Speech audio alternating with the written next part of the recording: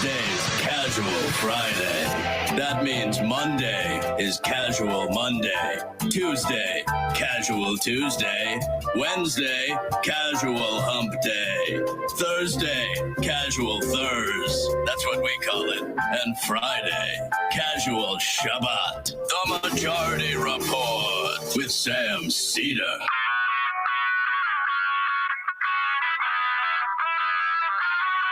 It is Friday, March 11th, 2022. My name is Sam Seder. This is the five-time award-winning Majority Report.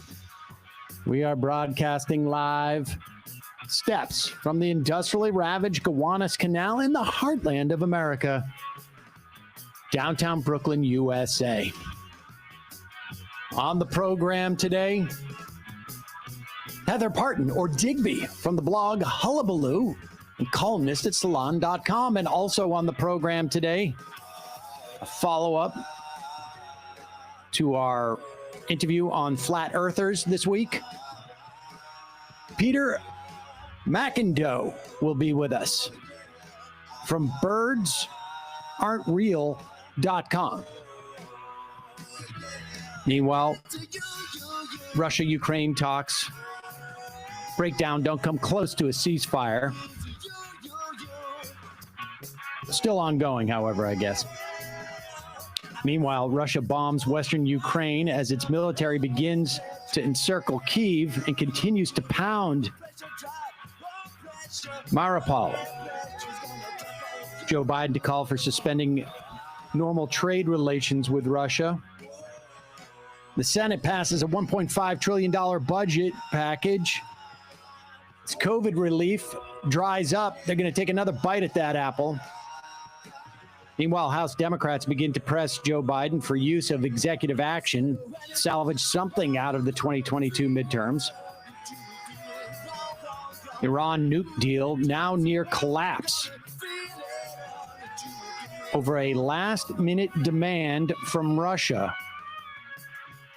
They're worried about Iranian oil hitting the market. Biden administration reportedly ready to end Title 42 at the southern border. Baseball is alive, ladies and gentlemen. New opening day, April 7th.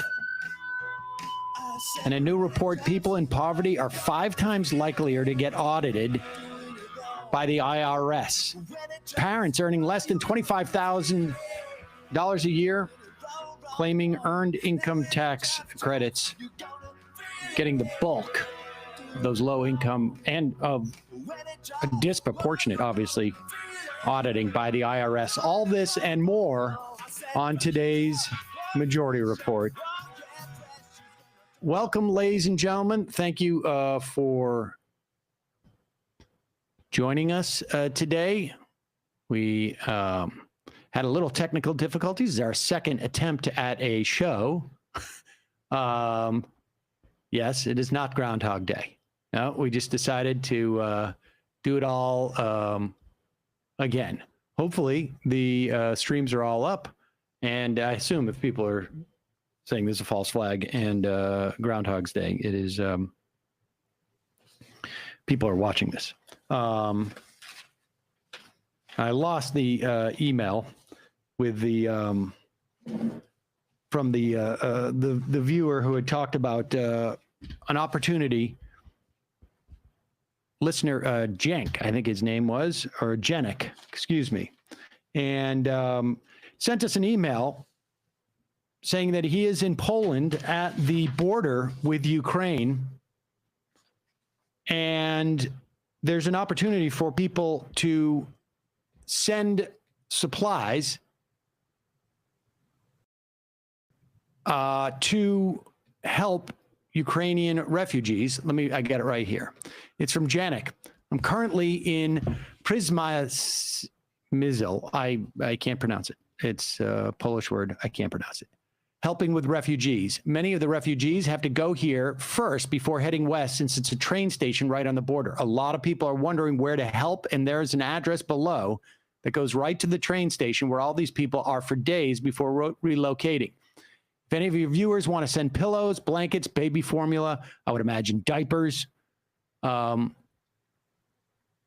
here would be a great place to send it. There's no middleman, no red tape, etc.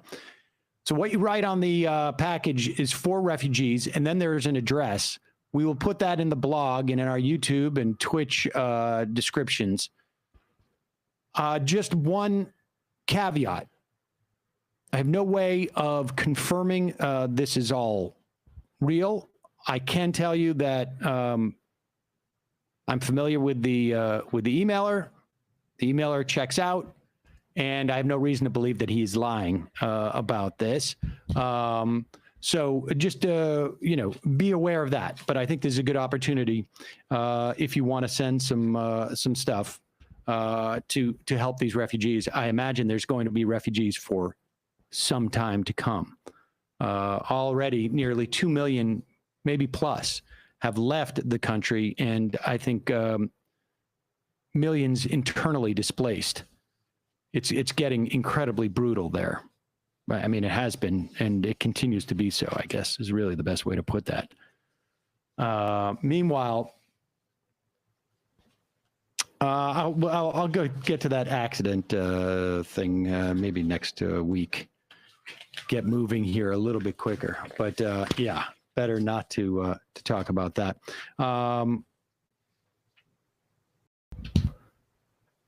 Just wanted to let you know that today's program sponsored by sunsetlakecbd.com. Use the coupon code LEFTISBEST. You will get 20% off of anything you purchase there, which includes tinctures. They've got great tinctures, been a huge boon to my sleep. They also have smokables, keef. They have pre-rolls. They have flowers. They also have a solve with arnica and CBD in it. And Dorsey comes in the other day. And Dorsey, tell the folks what you told me. Now, I use it, you will notice, completely gone. Just completely dried up. Has not been a problem. I use it for my eczema. It's meant for sore muscles, but it worked on my eczema, so I kept doing it. And then, of course, Dorsey just applying it to all over his body. What did you find? I stumbled upon it being a really good beard wax, kind of like conditioner and styler, and it's great. I love it. It smells good too. I don't know why they haven't developed that already, but maybe the arnica and the existing CBD, it already works as that. So, but they also have CBD fudge and coffee and gummies. All of their products have a tremendous amount of integrity. They're third-party tested. All of the results are on the website. Great business practices. They are movement partners. They've donated thousands to things like strike relief funds and soup kitchens and to give directly and to immigrant rights. Just a great company. Very proud to have them as a sponsor. sunsetlakecbd.com. Coupon code LEFTISBEST will get you 20% off. Okay, let's bring in. We're going to play these clips. We'll play them with Heather. So we're going to take a quick break, and then we'll bring Digby on. Quick break. Be right back.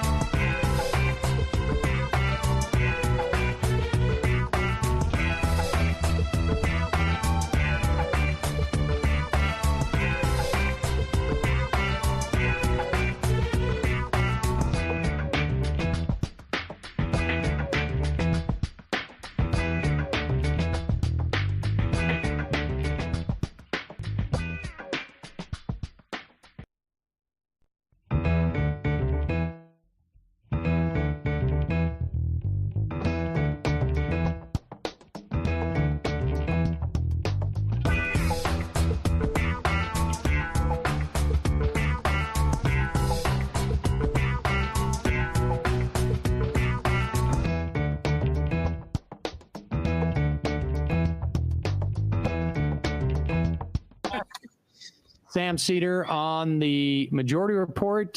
With me now, the proprietor of the Uber blog, Hullabaloo. Bear with us, Digby. We do not have your theme song today. I am very sorry. That's okay. Going to have to hum it to themselves. Appreciate your coming on today. And a couple of things I want to talk about. You know, we'd exchanged a text, and it is it's an odd time right now because, of course, the war in Ukraine is, and we should really say, I mean, it's I think most accurately described as a Russian invasion of Ukraine. I don't, I don't think that's a controversial statement, at least with most people. And it is obviously drawing a lot of attention, but we still have domestic politics that are both associated with that and, just our own domestic politics. I mean, let's just start with one thing. I want to talk about the, we will circle back to that, but we should also say today is officially the 2-year anniversary of the World Health Organization declaring the pandemic. I know that in New York, it was March 13th, I believe, that we totally shut down 2 years ago. And we're in a very odd place. I just went out and did my first live show in those 2 years. But at the same time, I also know that in New York, in the tri-state area, we're starting to see a slight uptick from the Omicron second variant. And, it remains to be seen how much traction that gets, because people are going to start being able to go outside more, but also all the masks are off. I mean, for the most part. This event I went to, I'd say about 70% of people wore masks. Just your thoughts about this, and particularly since we just passed a budget where there's no COVID money, and they're going to go back to it. But we're in a weird place right now. Yeah, we are. It's kind of depressing, really. I wrote about this for Salon this morning, this whole idea that, we're 2 years in, and what it's told us about our culture is, to me, really disturbing. I mean, it's disturbing. And about our politics, to be honest. I mean, yes, we are in a position now where it's obvious that the Omicron surge, our latest surge, we've had 3 of them so far in the last 2 years. This one, rose very quickly and has now receded very quickly, which is great. And I think everybody's happy about the idea that we're now going out and being able to, be free, more or less again. And I don't think anybody argues with that. But the Sturm und Drang that has gone along with all of this, with the government response, with trying to get people to behave in some kind of a collective way. And I mean, I think that, my piece was about this idea that somehow or another it exposed the fact that our already fragile social contract was really broken. And we can see that with the way that our politics sort of intruded on something that was a national emergency, a crisis that hit every single person in the country. And so we couldn't come together enough to do that. Right now, outside of Washington, D.C., you've got a bunch of truckers going around in circles outside the Beltway to protest vaccine mandates, which there really aren't any other than individual businesses that are doing that.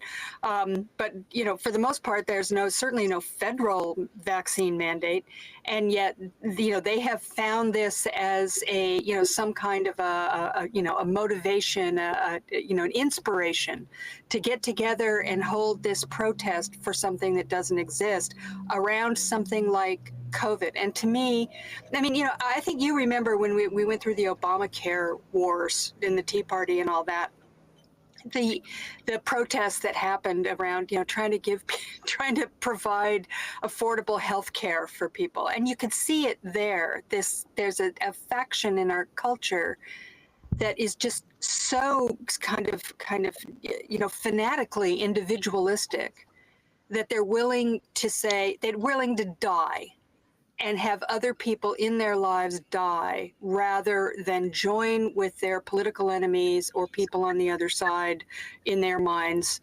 even for something like that, even for something like this, where people, and as a result, now we're looking at almost 1 million dead, and it's probably going to exceed that before this is all over, a number that's was unthinkable. I mean, you remember Trump said back at, I don't know, it was, 2 years ago, if we get to 60, 70,000 people, it's not going to go any higher than that. And, literally we're almost at 1 million deaths and counting. All it did was basically solidify the opposition and the hostility toward any kind of mitigation and even vaccination, which would even help, themselves, which would keep them out of the hospital.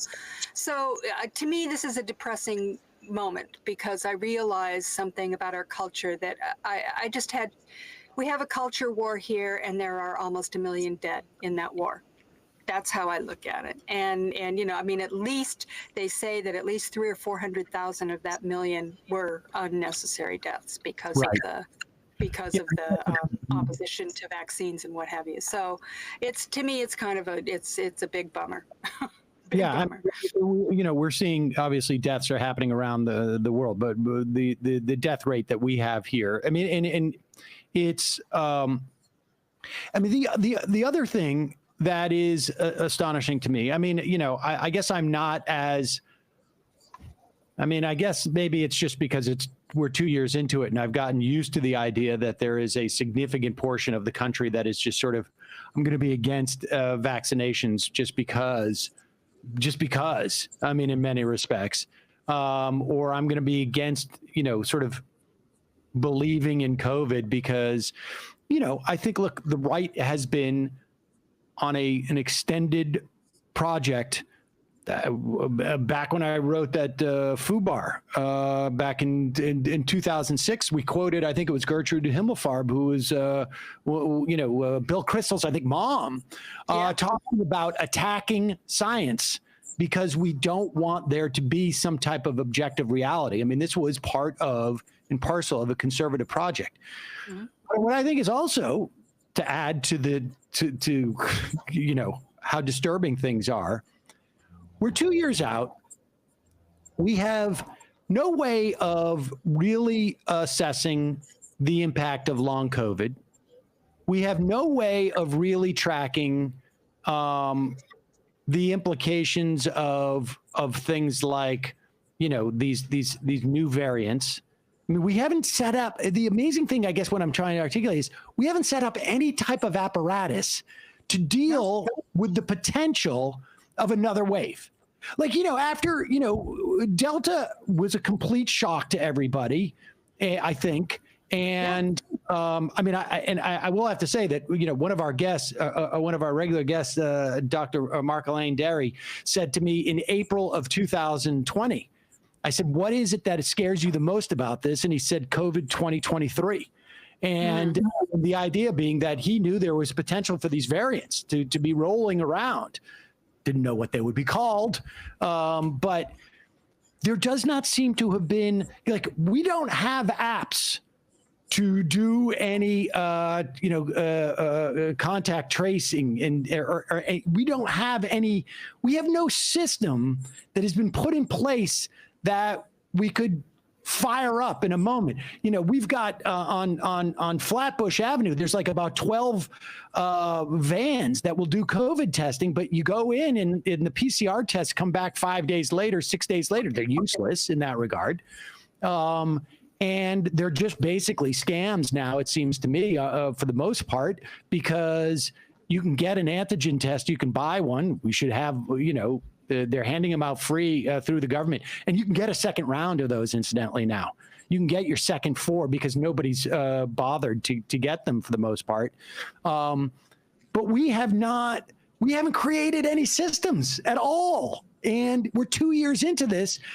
And I don't know, it's possible Omicron, baby Omicron comes and is as problematic as Omicron is.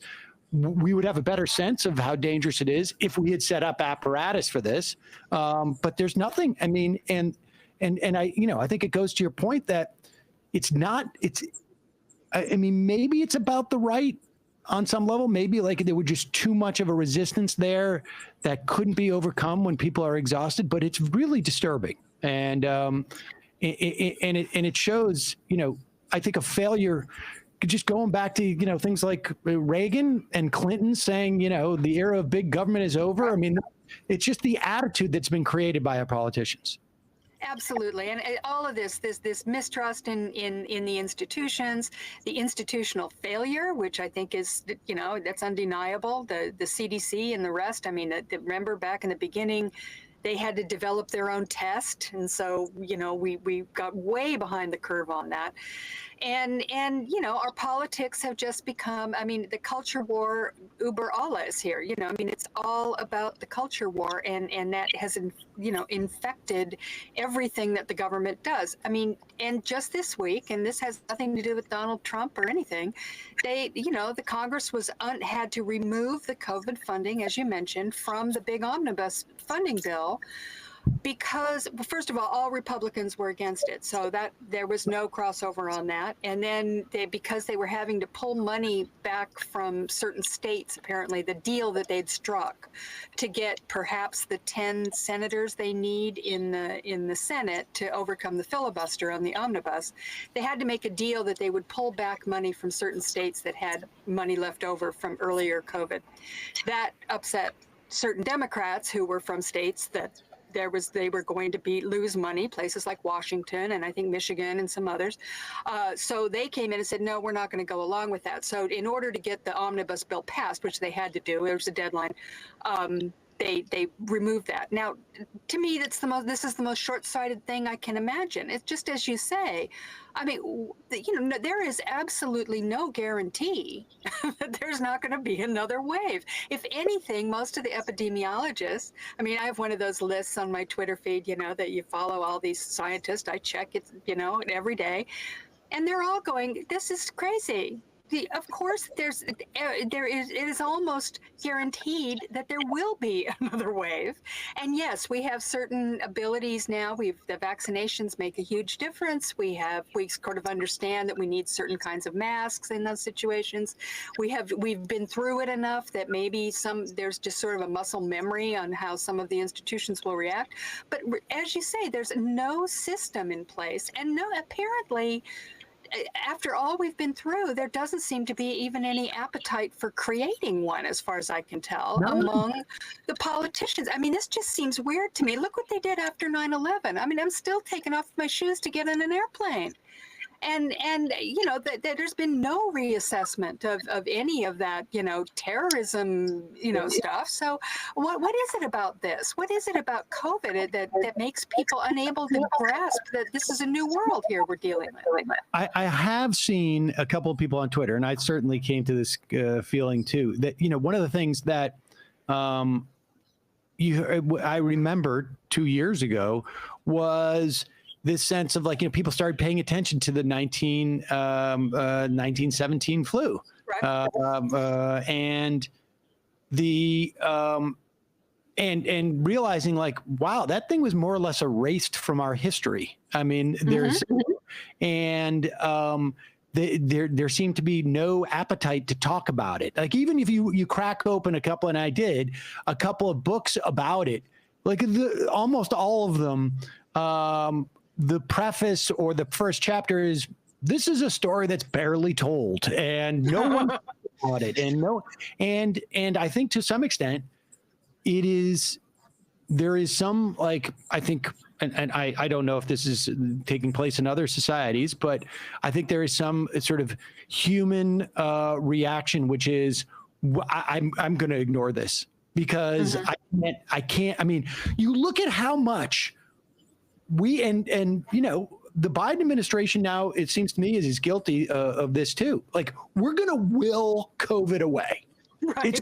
We've decided it's over, so it's over. And I think that's a human response to can't do anything about it. This isn't, and who knows if earthquakes lasted for 2 years, if tsunamis lasted for 2 years, or a year, let's say, or a hurricane lasted for a year, maybe at one point you would just be like, going to just ignore it. I'm just going to ignore it. I'm going to try and ignore it. And I'm going to walk out. And if I can't swim through this, then I'm done. You know, like I think this is just a natural, a natural phenomena that at one point human beings just, I'm going to pretend it doesn't exist because I can't control it. And yeah, I think you're probably right. But I do think, I mean, one of the things that has made all the difference, and we really can't forget this, is the vaccines, which are medical miracles.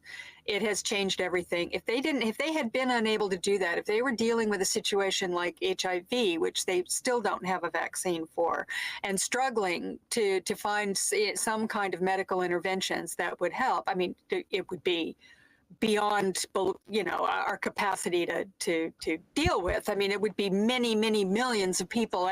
There are millions of people all over the world, but I mean, it would be a global catastrophe that's unmatched. So, let's thank our lucky stars for that. I mean, I'm absolutely, I'm very, very, very, happy and grateful that they were able to do that. Have you seen any numbers that would tease this out? I mean, it's sort of hard to compare apples and oranges, how people's behavior would have changed had they not been vaccinated. But I mean, we can just look at this. I mean, I think we're down to about close to 1,300 deaths a day right now.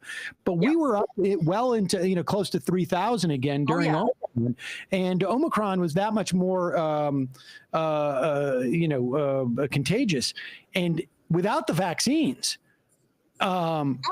We could be in this country at 5-6 million deaths, and I just was thinking about this today, that day that I got my first vaccination. Like, if somebody had told me, look, you're going to have to come in every 4 months for this, or every 3 months for the shot, I would have been like, okay.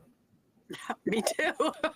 I'm still okay with that. If they tell me tomorrow that we've all got to get a whole new series of them, I'm ready to go. I mean, to me, that's one of the things that I find so disturbing about this, is that we have this medical miracle.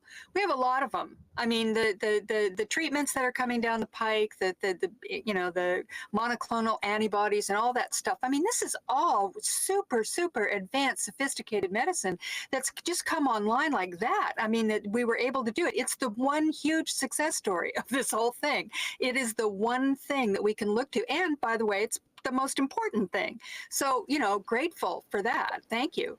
But, I'm totally prepared for the fact that this is going to be a part of our lives going forward. I mean, everybody says that, this probably isn't going to be the only pandemic.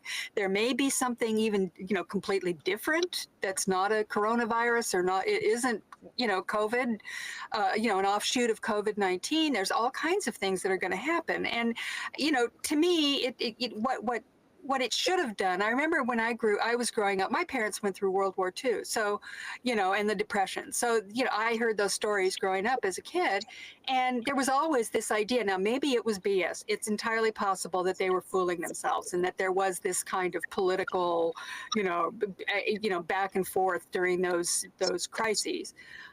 Among regular people, I'm not talking about politics at the high level, but just average folks are, having, screaming matches in each other's faces all the time.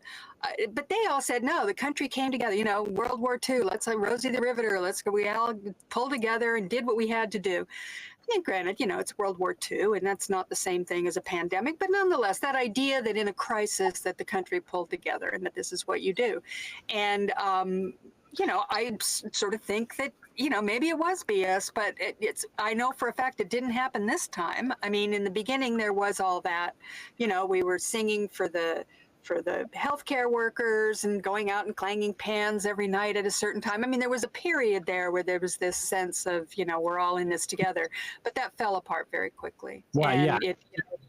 That sort of felt like we were just like, if the Italians are doing it, we should probably do it too. I mean, there was exactly. But also, I mean, you remember 9/11, in that situation, to the extent that the country came together, which I don't think it really did, to be honest with you, but maybe a brief period of time, it was also an intimidation. right? I mean, there was no room for dissent, and there was a brief period of time where conservatives pretended like they cared about New York, and that didn't last very long. But well, all right, let's pivot, because it very well may be that the outcome of the 2022 midterms is a function of whether there is a new variant before November. I mean, that could be just the single, and the Biden administration sort of basically made their bet. We're going to pretend like this is over. We'll put in this test and treatment thing, which, who knows is going to take advantage of it, and who knows that it exists, that if you don't watch the news like we do. But they basically made the bet. It's over. And everybody rip the masks off, and hopefully it works. And if it doesn't, I think their calculation was like, we're not going to get any credit. We're at the mercy of COVID. So we might as well pretend like it's not here and get the credit for it being over if it happens to be over. And if it doesn't happen to be over, then I think it's, at least they're pushing the vaccine still. But I don't know. That's not what I would have decided. But let's talk about where the Democrats are a little bit, because this is sort of, it's a little bit fascinating. We're watching, Joe Biden's numbers went up a little bit over the past couple of weeks. Part, I think, because half of the State of the Union was about Ukraine and Russia. And this is where I think the Biden administration has done a pretty good job with this, frankly. They were proven right in terms of like they're anticipating this invasion. Again, let me just say, I think that anybody who thinks that the invasion is a function of the Biden administration anticipating it is completely out of their minds. And there are people out there who I think are still sort of like clutching to that explanation. But no, they clearly were aware and clearly had intelligence that suggested that Putin was determined to do this. And but they have also been, I think, pretty steadfast in being able to keep the United States out of this. I mean, keep this from escalating, and doing to the extent that they can without that escalation. I mean, in my mind, I think they're doing a pretty good job in that respect. Let's play these two clips though, because I also want to talk about the sort of the pivot that the Republicans have made. But let's play these two clips. Let's play clip number 1 and 2. This is Joe Biden talking at the DNC winter meeting, and one of the things that's coming up is there's this dynamic of not buying Russian oil, and it juicing inflation a little bit, but not. I mean, I think we have inflation. It's a specific type of inflation, and I think it's not a function of monetary policy, but or even overheated economy. I think it's just it's the pandemic. But here's Biden. This is the way that they are dealing with it. This is a play clip number 1. There's an impediment to production in the United States, and it's called the bankers on Wall Street. This crisis is another indication of why we need to get off dependency on fossil fuels. This is not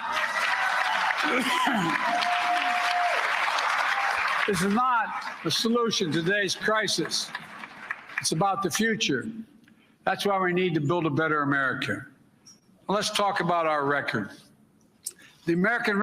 Okay, and then he goes on to say, starts to brag in that record about how much oil we are pumping out of the ground after saying we need to stop oil. Here, this.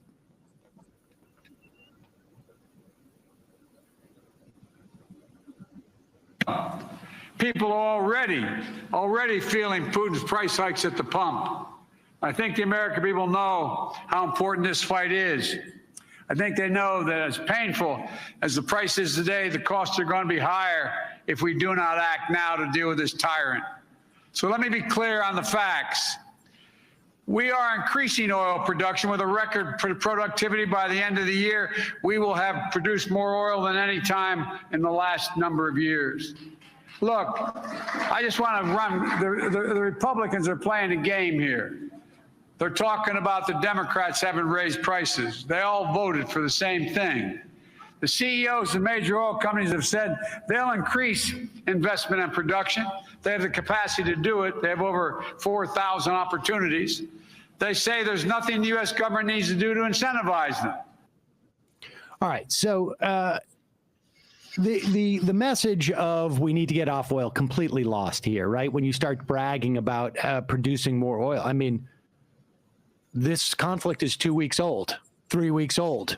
Why are you bragging about being, producing all this extra oil? It seems to me, and Matt Brunig actually had a piece in the Jacobin just making this point, that we should be nationalizing the oil, or at the very least, Biden should be floating this, because this is the reason why they are not drilling on these lands is for the same reason why, if you're a restaurateur right now, you're not expanding your seating because you're thinking, wait a second, maybe, COVID comes back. I don't want to expend all these resources. Now, the amount of investment in expanding your seating in your restaurant is not nearly what it is if you're going to start to drill. And they don't want to drill that much oil because their profits are maintained when there's a shortage of oil. Of course. And that's not drilling. They've got a chokehold on the spigot because it raises their profits. And so the president should be out there saying, let's nationalize this. It won't, of course, happen, but it will start to be sort of, call the bluff of these people. And instead, he's not calling the bluff. He's getting on the defensive and just stepping all over the whole climate message. Well, you're absolutely right, and this, in a way, it's a real shame. In fact, Paul Krugman has a good on his newsletter today addresses this issue of the rising gas prices and what a farce it is that. First of all, that anybody's being blamed for it. Of course, as you say, it's it was the pandemic. What happened is that during the Obama administration and through the Trump administration, through the first part of it, they were fracking like crazy. That's where the oil production is coming from. And there are a lot of good reasons to be very, very skeptical of all that fracking, as we well know and have discussed for over a decade. When the pandemic happened, the bottom fell out of the oil market. Nobody was driving anymore, for months. The whole world kind of shut down. And, and now it's coming back up. And of course, as you say, the oil companies and the oil producers around the world are manipulating the market and making profits. So the whole idea that this is somehow, short of nationalizing it, which I agree with you would make good sense, there's nothing much more that the government can do about it. I mean, and you're right. If Biden came out and said, "Hey, you're going to blame me for this stuff," I think maybe the government should take control of it. If I'm going to get the blame anyway, then I'd like to be able to, to be the one who makes these decisions. As it is, I'm not. These are decisions being made by the oil companies, by all the fossil fuel, and it's not just oil; it's all energy, all over the place. And now you have this complication of Russia, and the idea also that somehow or another, the U.S. banning Russian oil is a catastrophe for us is ridiculous. I mean, come on. First of all, it's like 3% of America's oil comes from Russia to begin with. And second of all, it's time for Americans to get off the spigot here and get used to the fact that these higher prices are the price we have to start paying in this country. Maybe people will stop buying all these gas-guzzling SUVs and buy electric cars or buy hybrids or do the kind of things that we should have been doing for the last 20 years and never do because gas prices remain at such a low thing. I mean, I'm hearing people whining like little babies over the fact, gasoline hasn't been this high since 2008. And I'm going, can you understand the fatuousness of what you just said? I mean, if it was the same price in 2008, I would suggest maybe this isn't really the problem that you think it is, especially at a time of high employment and, people are making more money and, it should not be this issue that we're dealing with. I mean, I am sympathetic to the implications of higher gasoline, because it really does impact, people who have to travel for work and, lower income. But what I think is problematic is that the Democrats are not sticking to a consistent message that is consistent during this period versus that period versus the future. You need to stick through with the message. You cannot retreat every moment there is any type of headwinds. And they are doing it. They're doing that both in the context of this inflation stuff, and they're also doing it in the context of the culture war that is being fought right now. And it is, and when they do that, it creates a vacuum that the Republicans are able to fill. And they just keep filling it and filling it and filling it. And from the normal voter's perspective, they don't necessarily see the issues as much as they see the dynamic, which is Republicans winning, and we live in a society where the belief is, the winner is the one who wants it more, and they must be right. Right. I agree with you completely. I think that this idea that, and especially with energy and climate, I mean, that issue more than anything else, every time you have a situation like this, every time you have a crisis, whether it was the pandemic crisis or whether or not it's the war in Ukraine or whatever it is, that is the moment for Democrats to seize the day. I mean, Biden said it at first and then he backtracked. What he said at first was absolutely correct. If you want to know, I mean, we can't, what this shows is that, our entire dependence on fossil fuels is a mistake. It's a mistake for of course, the future of the planet. It's a mistake even for our current everyday, sort of stability. And we need to fix this problem once and for all. Every time there's a crisis like that, it's an opportunity for Democrats to make their case. Yes, they have to be flexible. They've got to be able to say it in ways that sort of apply. But nonetheless, you're absolutely right. You don't just change on a dime because the circumstances suddenly make it a little more politically difficult. That is where the problem comes in, and it happens across the board, particularly in that case. But you're right, in the culture war too. Suddenly, people are talking about Dr. Seuss, and everybody gets all upset, and that you've got a bunch of screaming memes coming into school board meetings and talking about critical race theory, and the Democrats start getting all timid and upset and talking about how we really need what are they calling this? What's the name of this? It's popularism, right? Right. So, and what popularism does is says go with the wind, whichever way the wind is blowing, you need to go with it in order to remain popular. Well, I just don't think that's the way the world works. It just isn't. I mean, that's not, and certainly politics, who can admire politicians who are just, I mean, I look at the people who follow Donald Trump, for instance. To me, they look like idiots. I mean, I have no respect for them whatsoever. This is just them following a cult leader. But you have to give Trump himself credit for the fact that, I don't think he seems to march to his own drummer, and it really appeals to those people. They like that. They like the fact that he doesn't follow the party line. And we just don't have anything like that. We don't have any kind of It's not a question of being, of following the line or not. I mean, the point that you're making about this theory that the Democrats have, the leadership, I should say, look, the leadership of the Democratic Party right now. Right, of course. That I'm talking about, in the Senate, in the House, in the presidency, and we're talking about the consultant class. And the, after Biden's State of the Union address, the numbers on people who thought that he had a plan to deal, that had confidence in his ability to deal with inflation, shifted 40 points in the course of his speech. Was insane.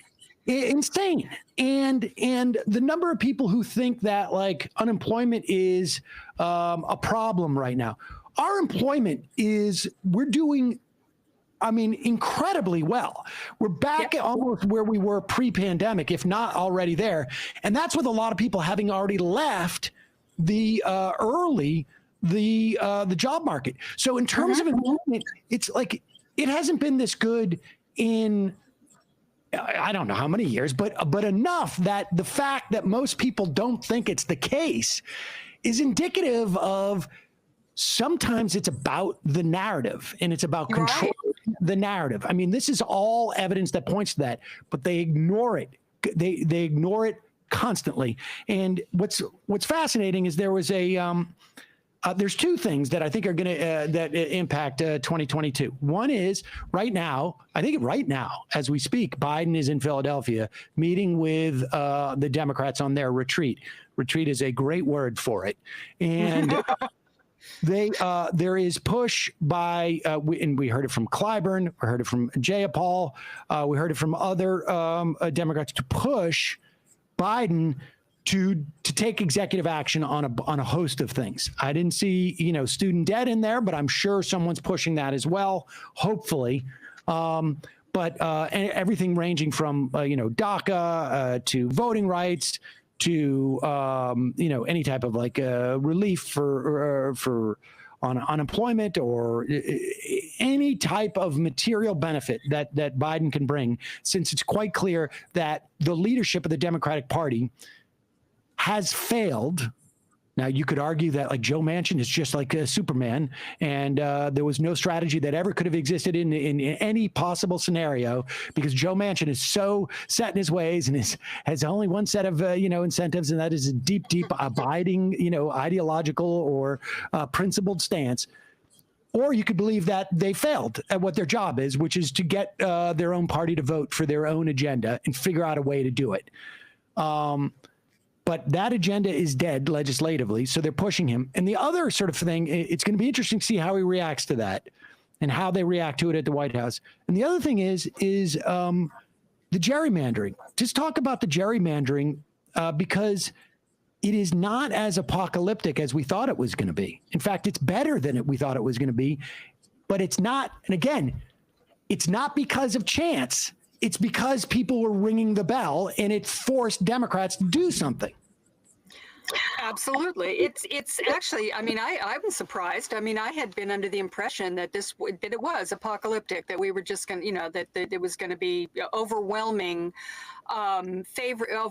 favorable for the Republicans. And it turned out that it wasn't. And the reason is very interesting. It's because of state courts that, the Republicans tried, and they were turned back by state courts, which, has been sort of a backwater in politics. People don't think much about that. And in fact, I think most people probably vote for state judges and state Supreme Court judges. And they vote for them, right? It's not like this thing where we have, on the Supreme Court where it's a lifetime appointment. This is actually, it's a political job. And so people vote for them. And as it turns out, even in states that are, dominated by Republicans, the state courts looked at these ridiculous maps that they were producing and said no.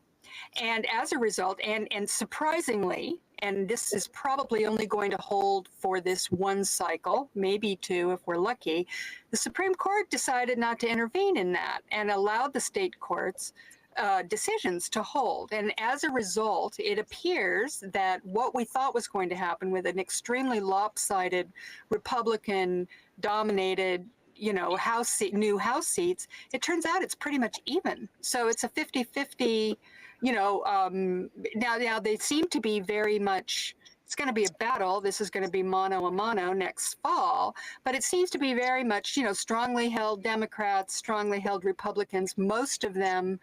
That's a very even split now, with very few swing districts in there. So it's going to be very interesting to see how that goes. But it's going to be close for the majority, unless there's some kind of a bizarre blowout that we're not expecting. And that was not in the cards. Now, the thing that's important to keep in mind about this is that there is this thing called the independent legislature theory. which we've been talking about for some time, which is this idea that somehow or another state legislatures are God when it comes to elections, and they can pretty much do whatever they want. I mean, that's essentially what it is. It's held by its Federalist Society right-wing theory that's basically trying to take the running of elections completely out of the hands of the courts in the states, for this very reason, that courts tend to be more independent than legislatures, and they don't want them to have a say. And we saw that in 2020, where you had the Supreme Court in Pennsylvania, for instance. You know, they basically upheld the idea of mail-in voting and various things. And again, this time when they're doing the gerrymandering and redistricting. So the Supreme Court, we know there are 3 justices, the 3, far right-wing nuts, Thomas, Alito, and Gorsuch, who are definitely in favor of this independent legislator theory, which would allow the state which would require, actually not allow, require the state legislatures to be the final word, even to the point of perhaps after the election being able to come in and say, look, there's a dispute here. We don't really know who won, so we're going to assign our electors to go to Washington for the presidency. You can see where that's leading, right? So the Supreme Court, there are those 3 justices seem to be in favor. What we don't know is whether Kavanaugh, Barrett, and Roberts, any of, 2 of those 3, are also going to be in favor in the future. I mean, I think it's hard to be optimistic about that, but I guess you never know. Right. But in the meantime, that's the good news for going into this election in the fall, is that it's not as terrible as we thought it was. On the other hand, the Brennan Center, that looks at the constitutional issues, just came out with a report yesterday that said that election officials around the country are under extreme pressure, and they are resigning in droves. Apparently 1/3 of all election officials have resigned, mostly due to intimidation. I mean, that is terrifying. And, we have reports of all of these, kind of dirty tricks and various machinations that are going on a local level. All of this is where Trumpism is now focusing, as we've heard, on a local level is where they're putting all their energy, and they're putting it towards this idea. And you've got Trump out there saying all the time, it's really important who counts those votes, I mean, basically paraphrasing an apocryphal, comment by Joseph Stalin, which of course he doesn't know, but I think he'd probably be proud to do it anyway. This is, so we've got 2 things going on here. On one hand, maybe there's a little sense that democracy sort of has prevailed in a certain way, and another one where you're just finding in this sort of local one-on-one level, it's getting really ugly. All right, and let me just add one thing to what you said there too. It was not just the courts, because it was the courts in some states, but in New York State and in Illinois and maybe in 1 or 2 other places around the country, we had Democrats counter gerrymander. Right. So in New York, I think we picked up 3 congressional seats. In Illinois, 2 congressional seats. And when we're talking about 218 to 218 in terms of lean Democrat versus lean Republican, we're down to almost like a split Congress. I mean, that's almost where we are right now anyways. Right. But 5 seats, a pickup of 3 in New York and a pickup of 2 in Illinois. And like I said, there's a couple other states. I think that also is a big part of it. So in other words, folks are going to hear that there was a lot of strum and drang about this and people were wrong, but that is not the case. That's like saying, hey, you were about to get hit by a bus, but that person yelled, get out of the way. And why were they so uptight about get out of the way? Because you got out of the way and then you didn't get hit by a bus. Well, I got out of the way from the bus because the person yelled at me. And that's what we were looking at. All right. Well, Heather, we will talk more about this, obviously, in the future, but always a pleasure to catch up with you. And thank you for your patience with us today. We had technical difficulties. No problem. Really appreciate it. All right, stay safe. Thanks for having me. All right, we're going to take a quick break, folks. And when we come back, we're going to talk to, earlier in the week, What, was it early in the week or was it yesterday? It was okay. Yesterday, we spoke to Kelly Weil, right? It was, and she wrote a book about flat earthers. And there's this conspiracy. Maybe this guy will take an issue with me calling it a conspiracy. There's this conspiracy that is out there that there are no more birds. And I thought this week would be a good week to have the leader of this movement on the program to discuss his, what I would call, theory that there are no more birds. And in a moment, we'll be back with Peter McIndoe of There Are No Birds. What is it? Therearenobirds.com? Oh, birdsaren'treal.com. All right, we'll be right back after this.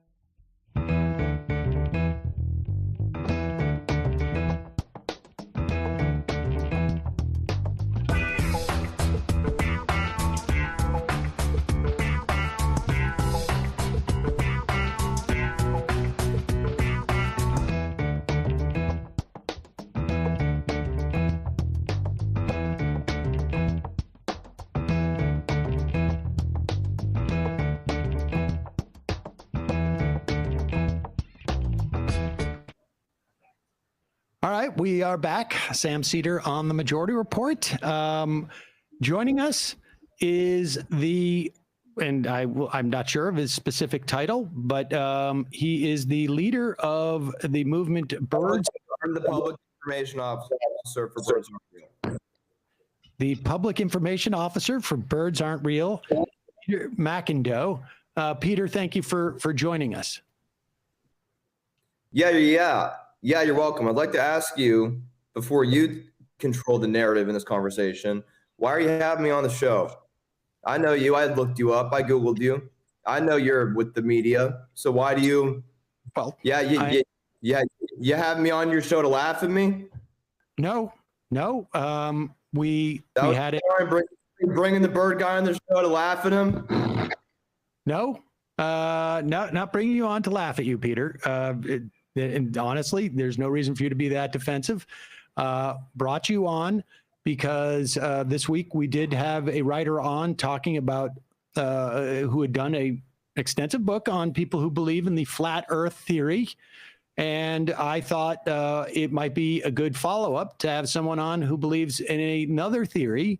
And that theory, I'll give you a full opportunity to discuss what that theory is. I mean, folks, you see how the media does it, you know? You see, I would have preferred maybe to be compared to, hey, look at Guggenheim, who made progressions with the atom, you know? Here's people in history who have done important things. Here's revolutionaries, George Washington. Ever heard of John Adams? But no, I get compared to the flat earth, the people who believe the earth is flat. Okay, all right, that's a fair critique. I just want people watching this to see how they do it. They put me up next to the flat earth people, and then they have me talk. Okay, that's a fair critique. I am sorry about that. I will let you. I don't know what controversial theory that Sam Adams had, or John Adams, or George. Yeah, he at the time was very controversial. It was freedom. That was the name he had. It was very controversial at the time. The Times weren't with it, but you know what he did? He went. He stormed the British gates. He had no fear, and he took over and made the United Land of America. And that was controversial at the time. What I'm doing is controversial, but frankly, I understand. But I mean, to be fair, Peter, like the idea that you're both controversial is not, I think, a fair comparison. He was controversial because he had an opinion and an ideology, but you are making some factual assertions that, and why don't you tell people what those factual assertions are? I mean, there's no reason to be this combative. Okay, I just know how the establishment lib media works. Okay, I know you and Al Roker and Chris Cuomo and your big establishment buddies are all hanging out, laughing at the little guy. So I'm not trying to come on combative. I looked you up. I know that you're with the Turks, the Young Turks. I'm just being cautious. Being cautious. I want to share my ideas. To be quiet. I mean, I don't want to come on your show defensive. I'm sorry. We can play a clip of. Can we play the clip, please? This is a clip of you. We can do the one from when you were on television on a local station, or we can do here. This is from live, like 3. What channel 3? Channel 3. Where is this channel? Okay. Well, let's just play it. Consider myself to be an average American. I wake up in the morning, wash my car, and I have an avid disbelief in avian beings. Maybe you've seen the billboard near the Highland Strip or heard the story on Wednesdays Live at 9. A campaign called Birds Are Not Real brings its efforts to the Mid-South. And this morning, we are joined by one of the messengers of the movement. Peter McIndoe is here to tell us how this all came about. We want to emphasize you were not the founder. No, ma'am. We put the billboard here because we wanted to bring it to the biggest city in the world, the Paris of the West. So we brought it to Memphis, Tennessee. From 1959 through 2001, the government mercilessly genocided over 12 billion birds and simultaneously replaced them with surveillance drones in disguise. Sometimes I'll travel internationally, go to the Himalayas, just to breathe the drone-free air. So this is really satire. I mean, you don't really believe that happened, correct? This is a satirical campaign to make the point that what? You're looking at me like, no, it's not satire. I really do believe this. Honestly, it's kind of offensive. Okay. We do not find this to be a humorous issue. So there it is. There's your assertion is that the United States government has killed all the birds and replaced them with drones. Is that right? That's right. And as you can see, I've had some bad experiences with the media. So that's where my defensiveness comes from. I'm often brought on to be laughed at.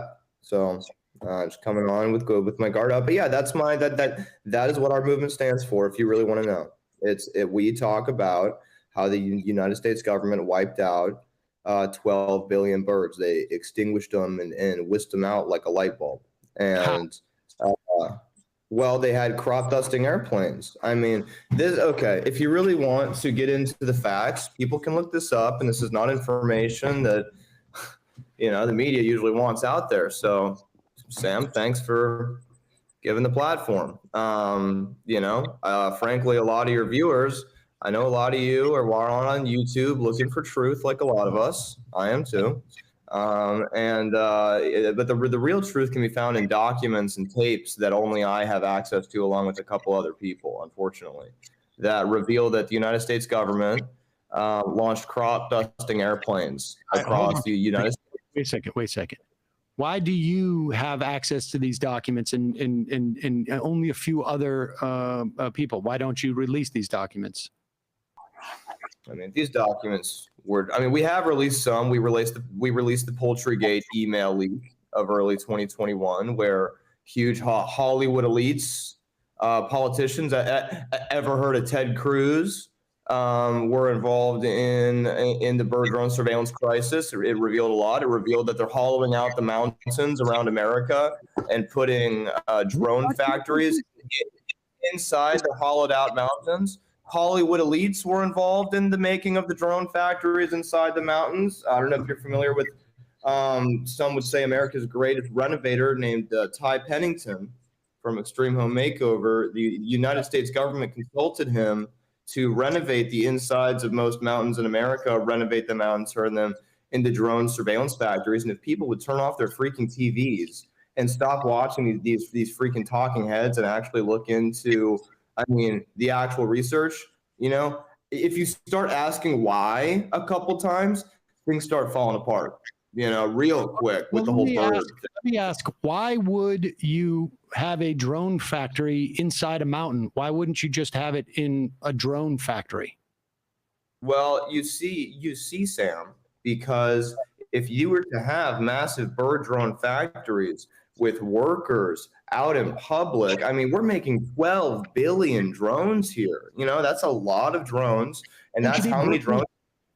Don't you need workers in mountains, in the hollowed out mountains? Isn't it workers doing it in the hollowed out mountains? I mean, what difference does it make if it's in a factory or a hollowed out mountain factory?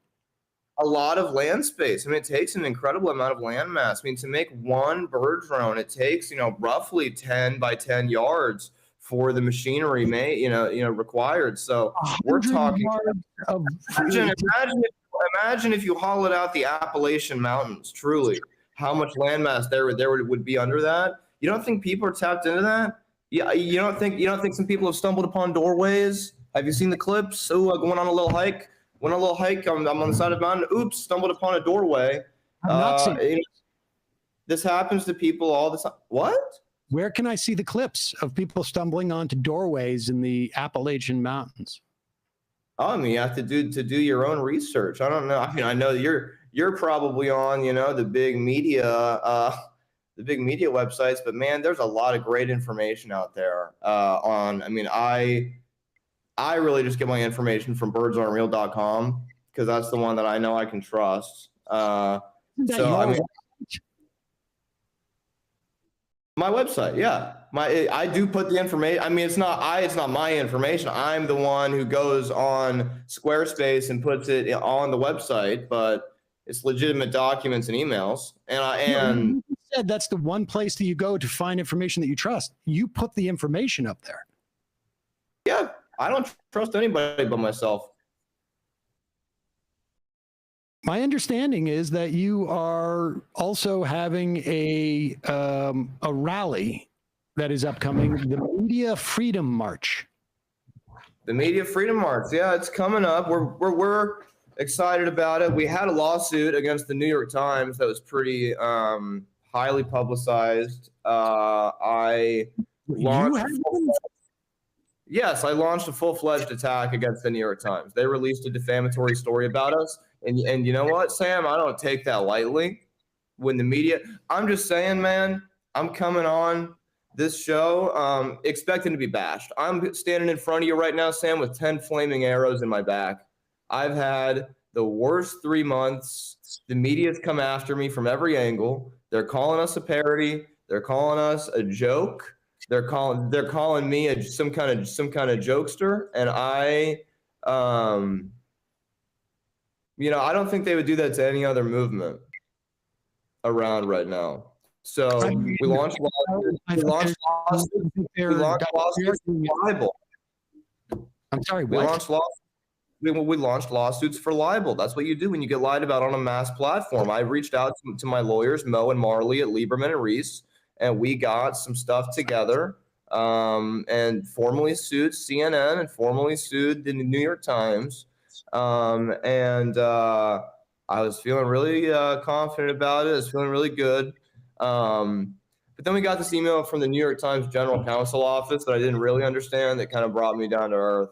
And we had to retract the lawsuit today, which sucks.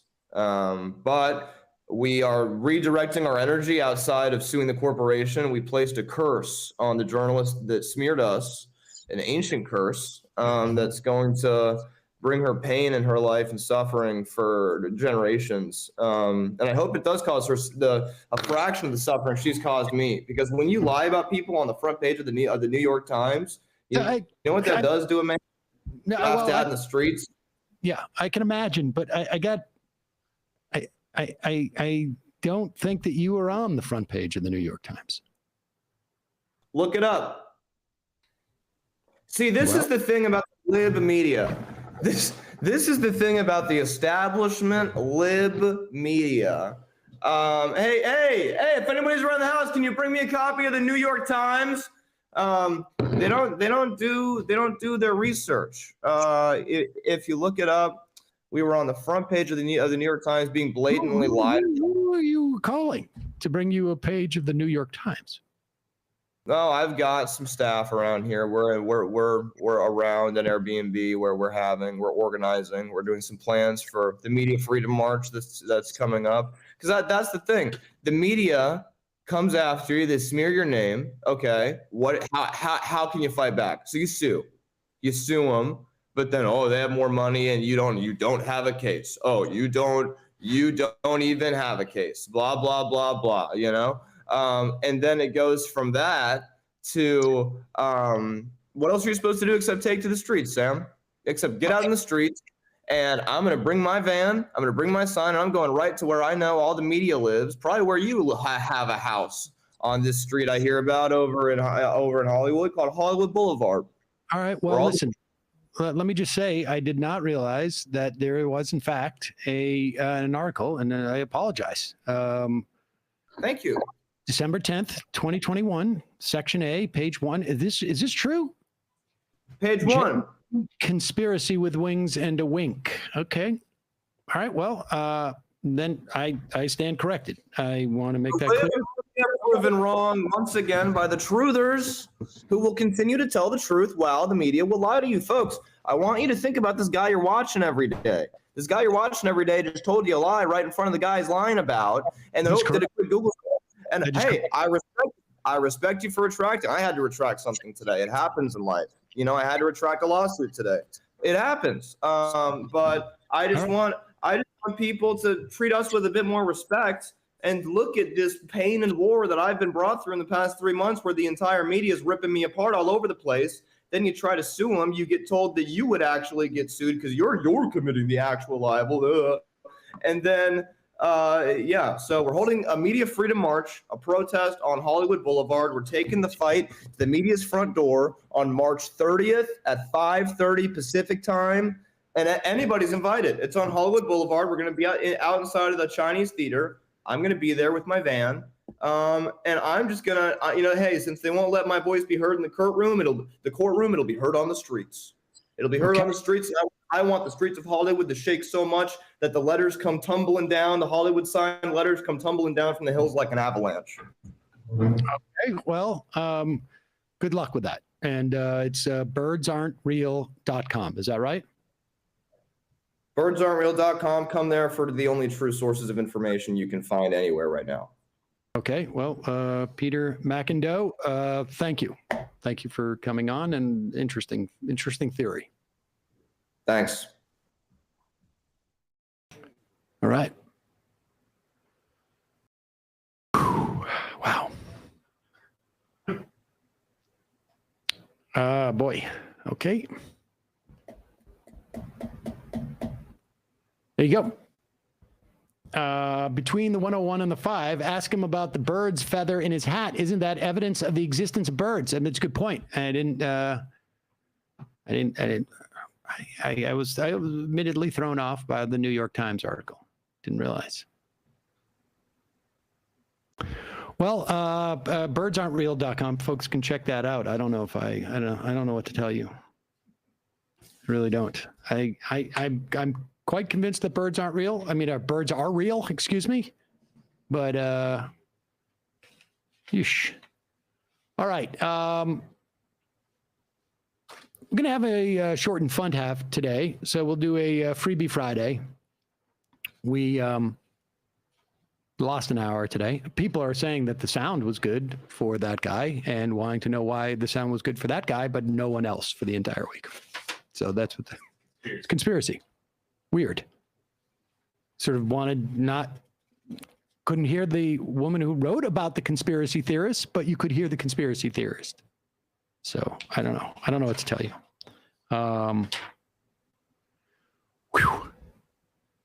Sailor from Discordia. Guys, please let Peter McIndoe be a regular guest on Friday so he can keep us to date on the bird genocide updates from way back.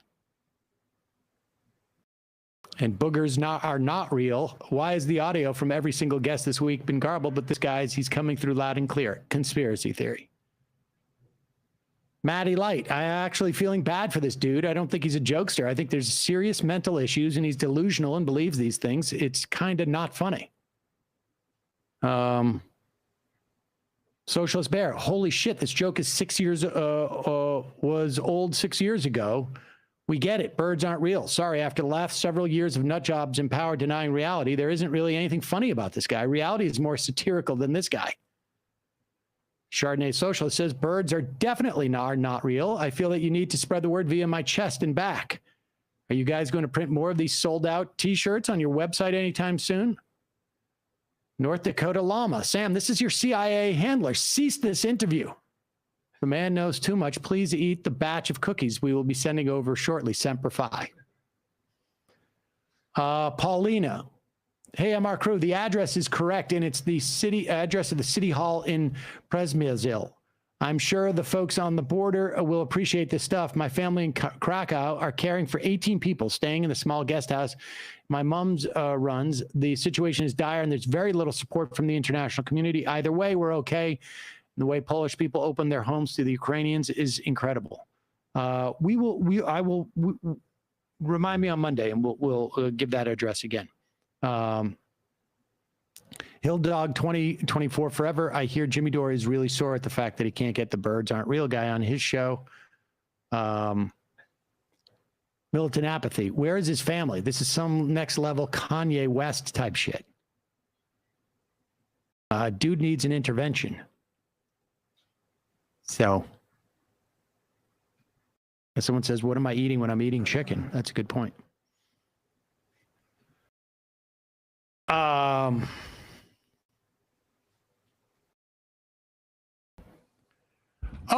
Ray says, Sam, it was nice meeting you last night at Francesca's show. Thank you. Hope you found those articles on Jalopnik about leaded gasoline. I have it actually, the browser open right now. Also, it was interesting to see some of the IMers in real life, like Train Boy was there last night. See you and the MR crew on the 26th. And again, if you cannot make it live to the Brooklyn live show, you can go to majoritylive.com, click through the link as if you were buying a ticket for the live show, and you can buy a ticket for the live streaming show of the Brooklyn show. However, you first want to stop off at amquickie.com and sign up for the email newsletter, because when you do, you will get an email the next day and you will find a coupon code that will more than halve the price of the live show, from $12.50 or $12 to $5 for the live show, streaming it. So check it out. So, I mean, I don't feel like we need to apologize for having that birds aren't real guy on. Maybe we need to apologize to him, although, the New York Times has written about him. He's a real person. And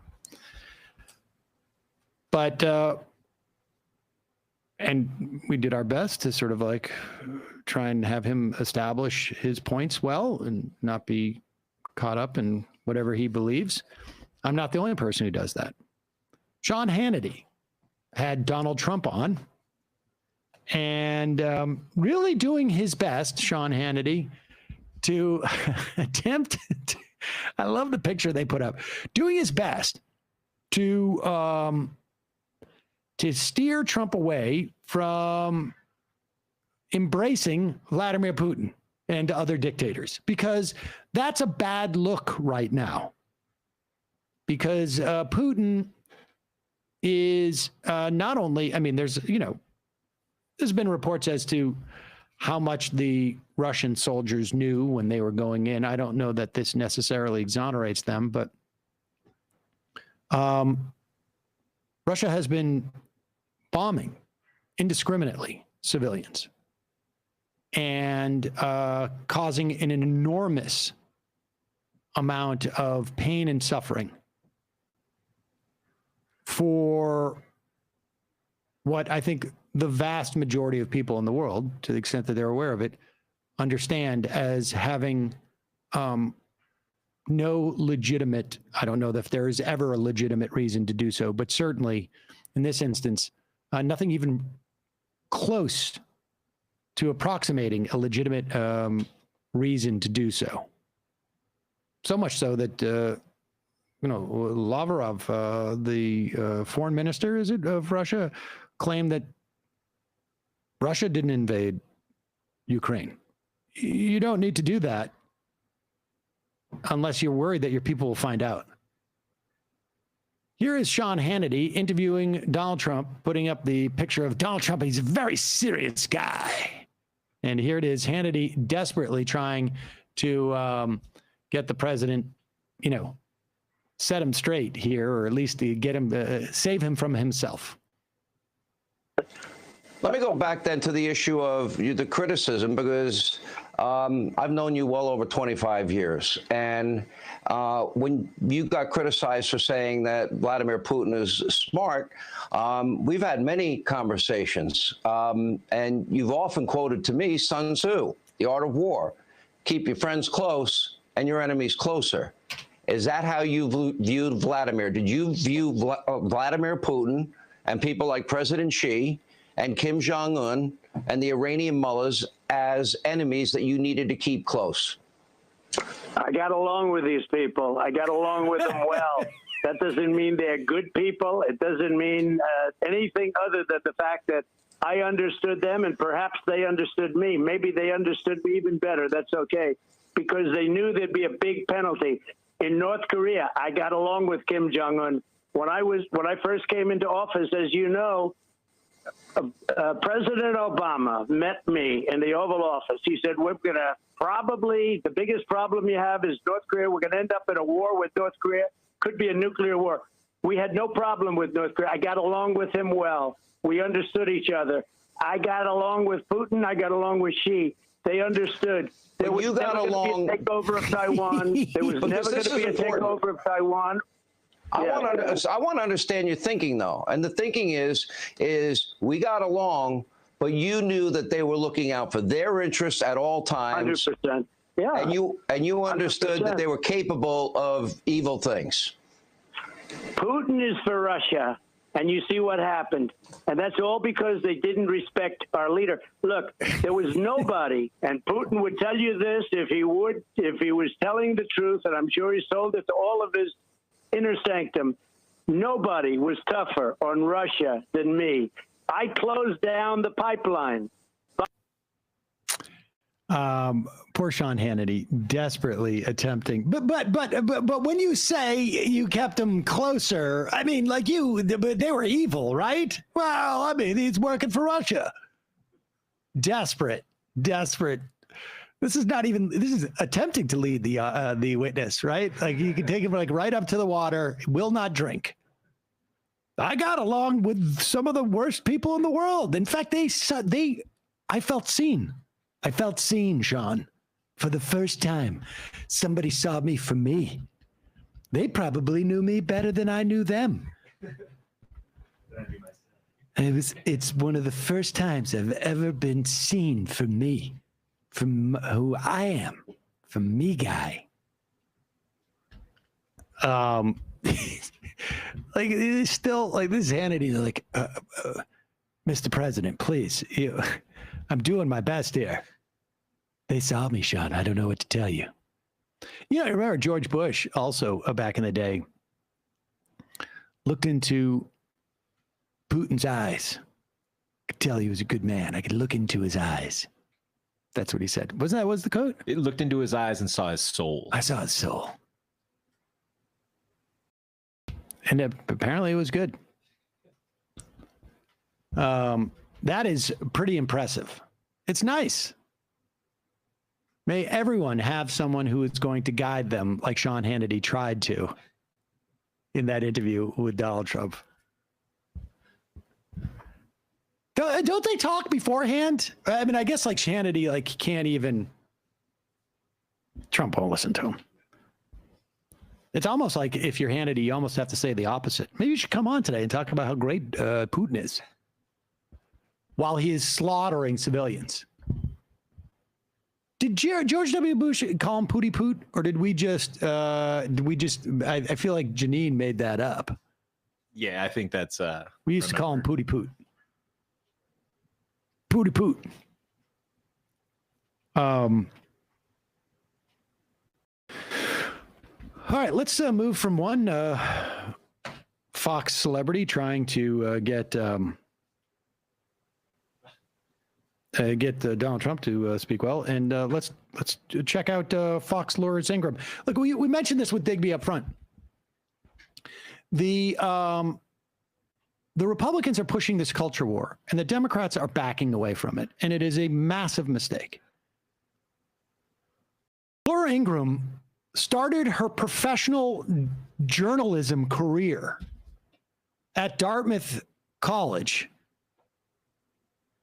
I think she was working on the student newspaper, and she would out gay students. That was her journalistic project, outing gay students at Dartmouth. This was at a time where it was, many people were still in the closet because society was so viciously anti-gay, particularly I think this was during AIDS. And here is Laura Ingram. The more things change, the more they stay the same for her. She is mad that people are pushing back on the Don't Say Gay bill in Florida. Again, if you are gay and you are married, or you have a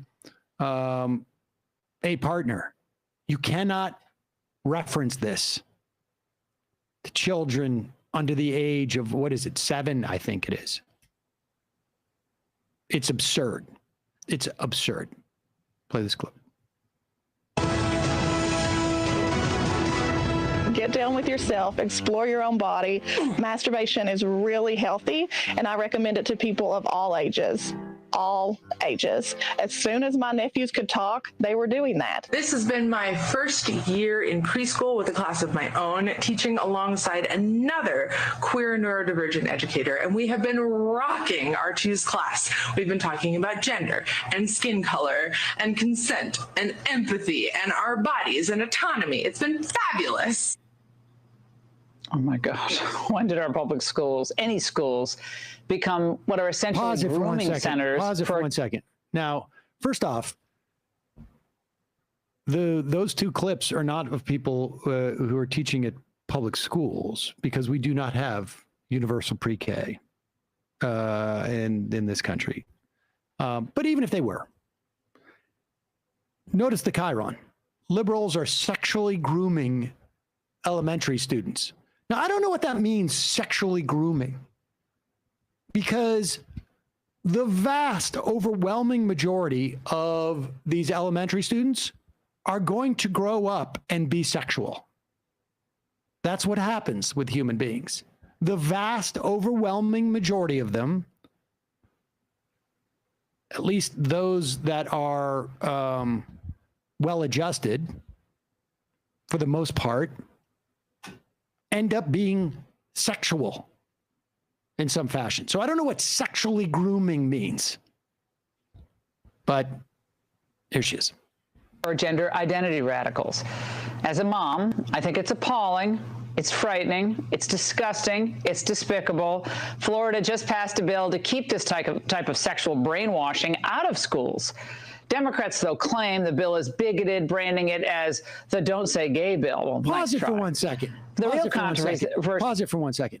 How do you think the Supreme Court ruling that gay people can get married will stand if what she's saying,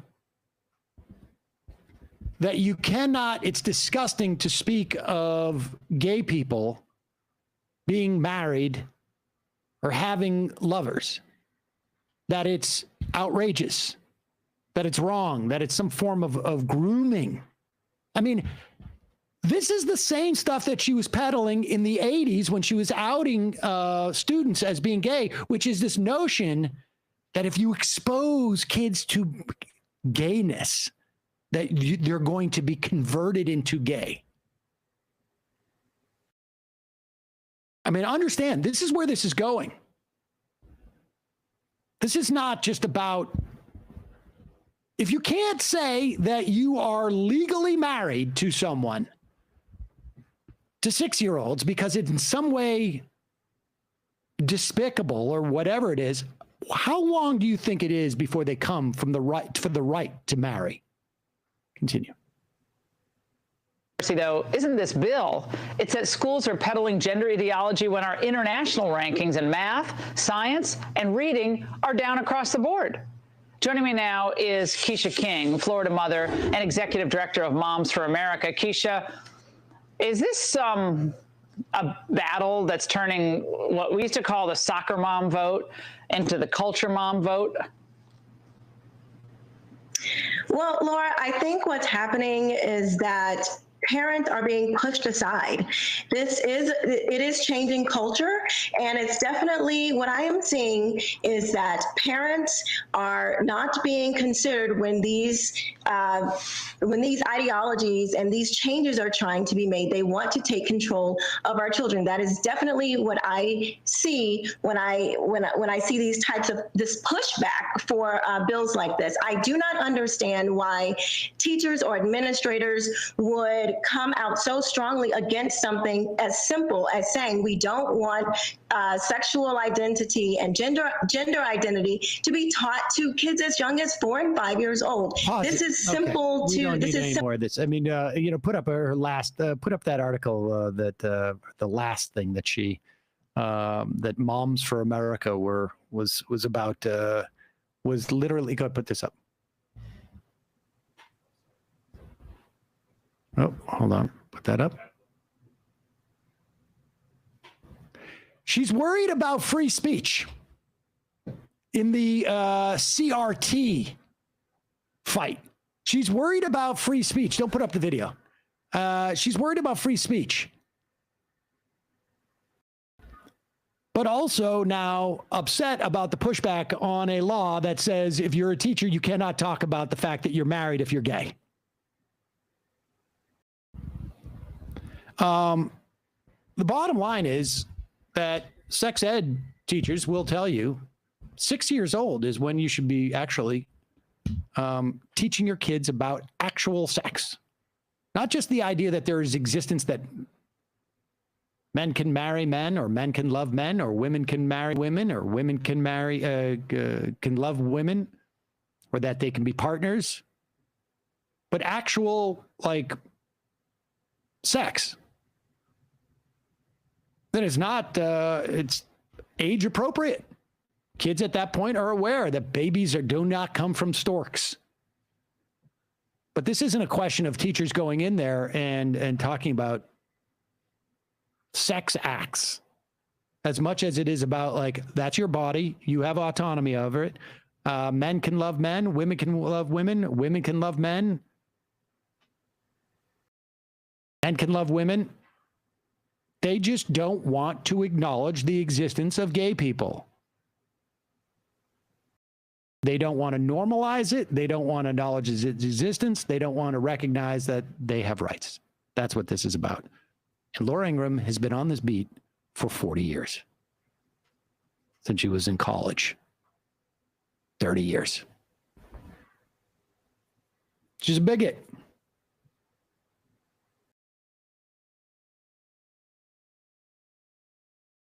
And they're all on this.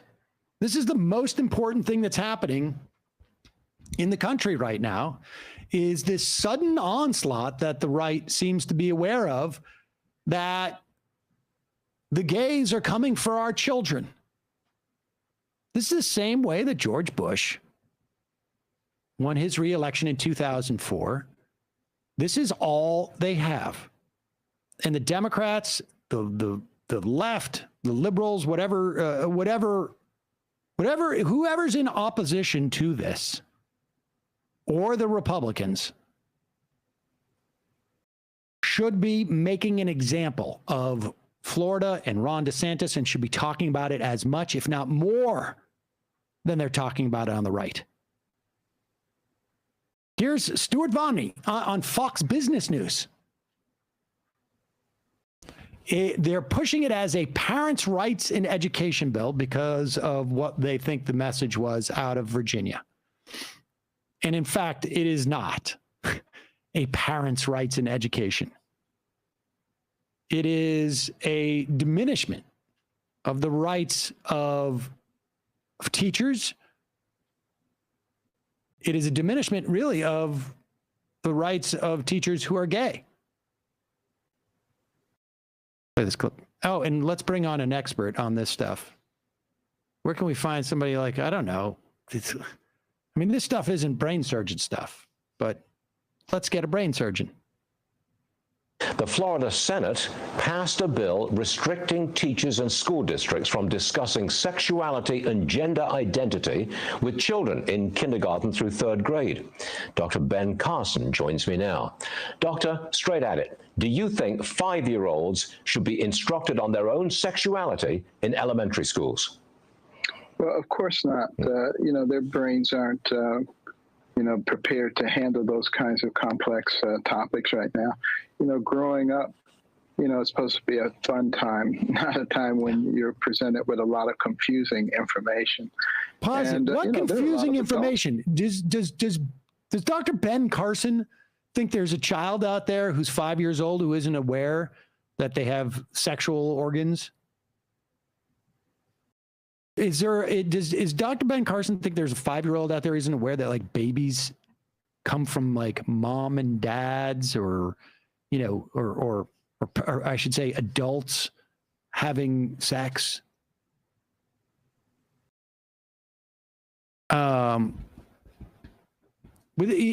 Obviously you don't go into any more than you would when you're talking about writing or reading. And we should say there's nothing about these conversations that in any way inhibit the teaching of writing and reading, which of course you don't do it. 5-year-olds maybe just starting to get the idea of reading, just like handling books and being read to. But let's go back to the brain surgeon. Prepared to handle those kinds of complex topics right now. Growing up, it's supposed to be a fun time, not a time when you're presented with a lot of confusing information. And, there are a lot of adults who don't even understand sexuality. So that's why would true.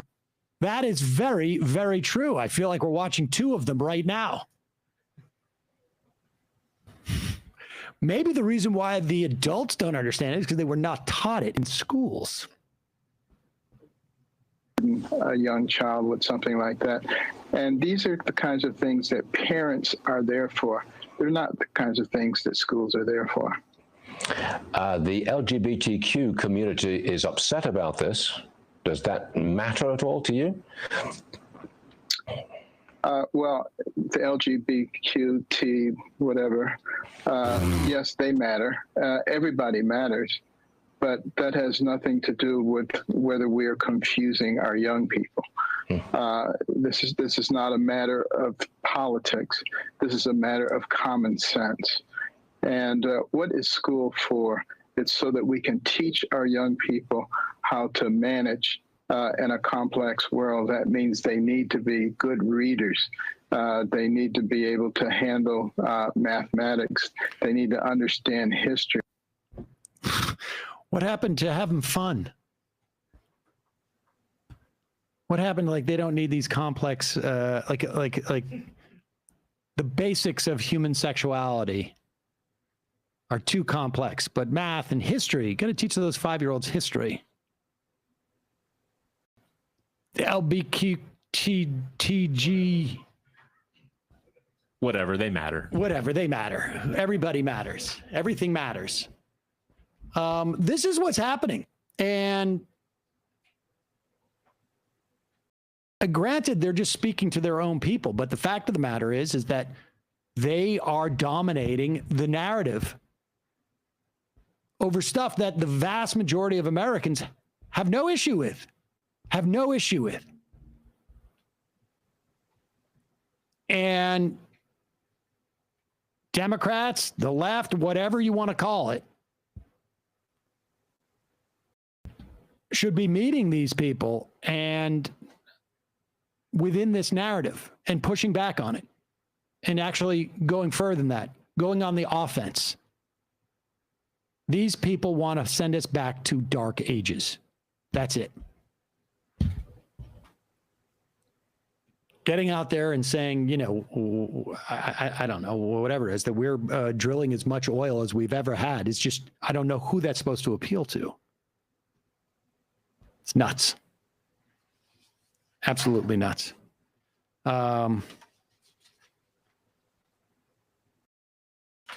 Let's, this is also more of it right here. This People's Convoy. First of all, there's virtually no convoy. Second of all, they're protesting something that doesn't exist. Here's Ted Cruz. He is a senator of our federal government. None of these people are subjected to any type of federal mandate that are sitting there. None of them. Here's Ted Cruz talking about the mandates, and he's asked whether he believes the COVID vaccine has saved lives. And it's one of those things like, do you think climate change is real? I'm not a scientist. What are you? What can you speak to? You can't tell if vaccines work? You're a senator of the United States senator. Billions of dollars have been spent by the U.S. government in the development of these vaccines. You have no sense of whether they work? Senator, do you believe the vaccine has saved lives? Look, I hope so. I'm not a doctor. You know what? Why would you take medical advice from me? I wouldn't take medical advice from me. I'm not in the business of giving medical advice.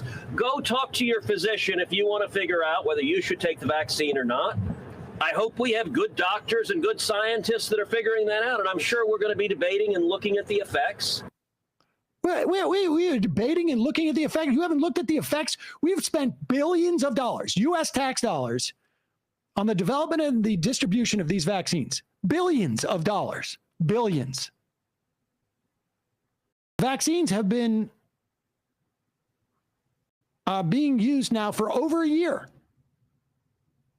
Where is the follow-up question on this? Why aren't you doing your job? You're not looking at the effects of how we've spent billions of dollars?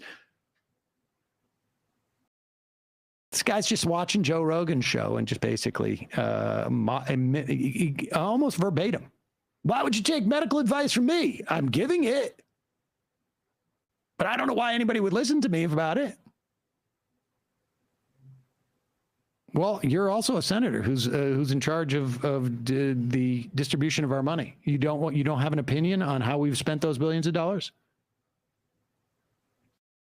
It's insane. Ted Cruz should be the first thing that people think about when we say the word Republicans. Donald Trump, Ted Cruz. But the Democrats just don't know how to make the Republicans own their worst elements. And frankly, there's no less than worse elements. They just don't have to own any of it. This is not a question even of ideology, or doesn't forgive how corporatized the Democrats are, doesn't forgive their failure to legislate, to figure out the Democratic leadership and how to get that one vote from Joe Manchin. This is just basic politics. Basic politics. If you make the other person's brand toxic, it's going to increase the chances of you being able to pass legislation. That's it. That's the equation. The idea that Joe Manchin would side with the Republicans is only available to him because the Democrats have done a poor job in making the Republican brand as toxic as it should be. Kristen Sinema can only get away with thinking that she can run as some type of like maverick Democrat because the Democrats have failed to make the people of Arizona realize how toxic Republicans are. That's it. That's the equation. This is just basic politics.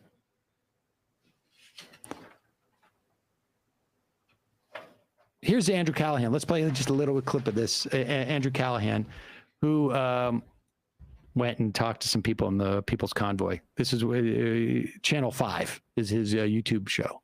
It's pretty amazing. How you doing, man? What kind of music do you make? Hair metal type stuff. What do you think about what's going on over in Ukraine? Don't trust the media about whatever they spin on it, but I mean, you look at certain things like we shouldn't have anything to do with it at all. Let them figure out their own mess. Putin is doing the right thing. He's taken out the Syrian mafia. The man's not an evil man. Here's the thing. The media is doing what they're doing and sharing the, excuse my French, the crap about him because he's over the target. Do you think there's even a war going on out there? No, not at all. It's confusing to me because it seemed like just like 6 to 8 months ago, people talked about Putin like he was a socialist, communist dictator. And now it seems that people are pretty sympathetic and supportive of Putin. Why has this change occurred? Well, the deep state has always made Putin to look like the bad guy. But he's a good guy. He's taken out all the biolabs, child trafficking areas, adrenochrome harvesting areas. If people would have watched when Trump came into office right at the beginning, when you saw them hand that soccer ball off, that soccer ball had so much information in it to take down everybody that Putin's been getting all the intel on for years. It had a lot of data in it. And that's what's going on. I hate the fact that people are dying over this, World War III, but unfortunately, it's going to happen. Can you tell us about your shirt? Well, we don't need to. I think we get the idea. I think we get the idea. You know, like I'll tell you something. The bar has moved so much as to what, like, you know, and this is it all. This is the way that it's been going for 20 years. You talk about the lunatics in the Idaho state legislature or the Georgia state legislature or the Florida state legislature 20 years ago, and people are like, why are you focusing on one lawmaker bringing up a bill? Or the bill didn't pass. And then 10 years later, the bills start passing. And 12 years later, these people are in the White House, or they're in Congress, or they're a senator. And now the bills are passing all over. And now they're sitting on the Supreme Court. These guys, these Q guys, just like we were talking about the Tea Partiers 10 years ago, who then all ended up in Congress. My prediction is this: 10, 15 years, this dude or some dude like him is going to be congressperson from 20%, 10% of the Republican districts in the country. I'm telling you, this is where it's going to head.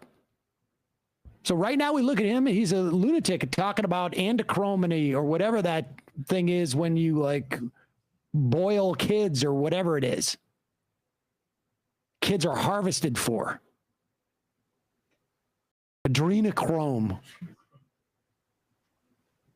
And in 10 years, he will be introducing in like the state, 5 years, he'll be introducing in some state legislature somewhere the andochrome bill where you can't have, like couldn't have Sharia law.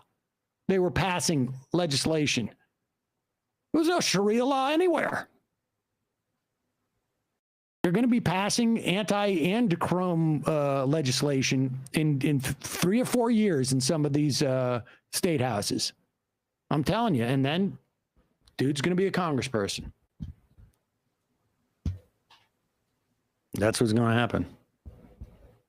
Completely nuts. All right, let's read some IMs and let's get out of here.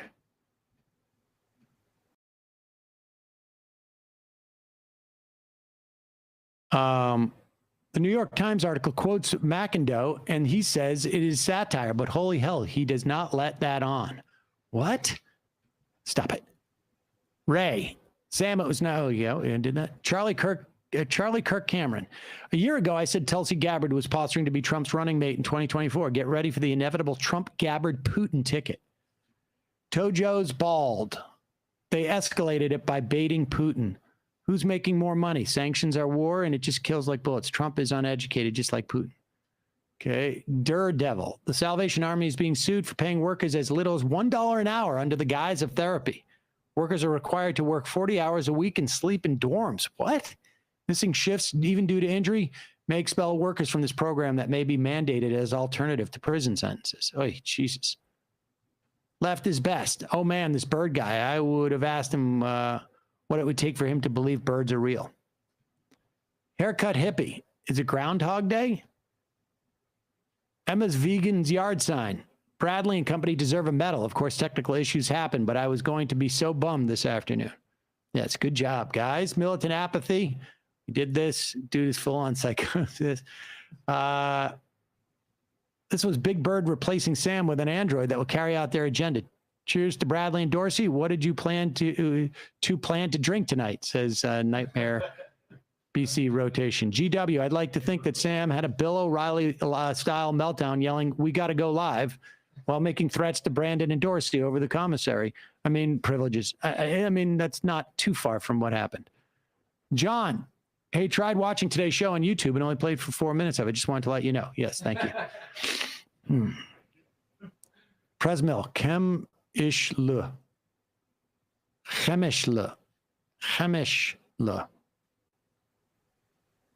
I don't know. I don't even know what I'm supposed to be pronouncing. Speaking to your fantastic accident interview, I worked for a big fashion retailer that rhymes with Nordstrom, and once encountered a higher up who expressed disbelief and dismay at the amount of workplace injuries that occurred here. How he saw less of it in working in big industry factories in Canada, and followed it up with a long talk about needing to see an increase in productivity, not by better processes or paying folks what they deserve, but by threatening livelihoods for not meeting unrealistic metrics. Always remember, ghouls with big hearts are still ghouls. That being said, can I get a birthday for Shofar? Baba Booin since 86. All right.